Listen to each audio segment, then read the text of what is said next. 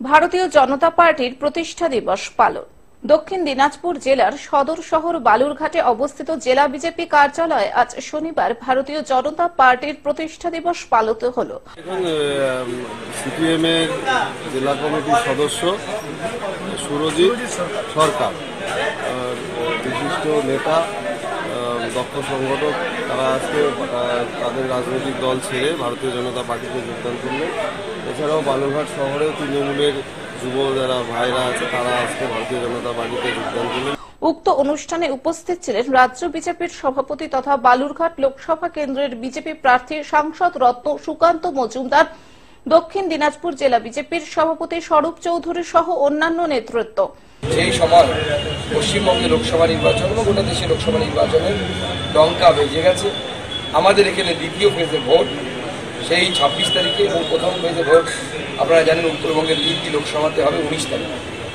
এই পরিপ্রেক্ষিতে আমরা আজকে ভারতীয় জনতা পার্টির প্রতিষ্ঠা দিবস প্রতি বুথে পালন করি। ভারতীয় জনতা পার্টি 1980 সালে এই আজকের দিনে যখন প্রতিষ্ঠা হয়েছিল, আমার মনে হয় আগামী দিনে আজ থেকে হয়তো 100 বছর পরে বা 200 বছর পরে যখন ভারতবর্ষের কোনো রাজনৈতিক ইতিহাস লেখা হবে, সেই সময় আমার মনে হয় যে ভারতীয় জনতা পার্টির এই প্রতিষ্ঠা বা এই দিনে প্রতিষ্ঠা হওয়াটা ভারতবর্ষের ইতিহাস নয়, বিশ্বের ইতিহাসে অন্যতম।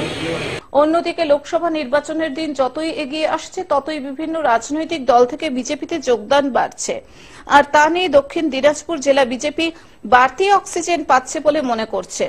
শনিবার দক্ষিণ দিনাজপুর জেলা বিজেপি কার্যালয়ে বামফ্রন্ট এবং বিভিন্ন রাজনৈতিক দল থেকে 5টি পরিবার বিজেপিতে যোগ দিলেন। তাদের হাতে দলীয় পতাকা তুলে দিলেন দক্ষিণ দিনাজপুর জেলা বিজেপির সভাপতি স্বরূপ চৌধুরী সহ অন্যান্য নেতৃত্ব। এদিন দক্ষিণ দিনাজপুর জেলা বিজেপির কার্যালয়ে প্রত্যেকের উপস্থিতি ছিল যথেষ্টই লক্ষণীয়। ছাত্র রাজনীতি থেকে পরবর্তীতে পার্টির সঙ্গে যুক্ত হয়ে কাজ করেছিল।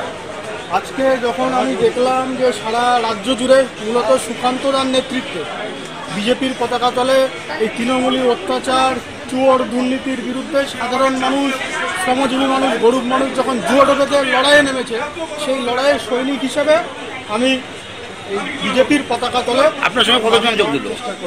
দক্ষিণ দিনাজপুর থেকে জয়দীপ মৈত্রর রিপোর্ট, গ্লোব নিউজ। এখন থেকে গ্লোব টিভি দেখুন আপনার স্মার্টফোনেও।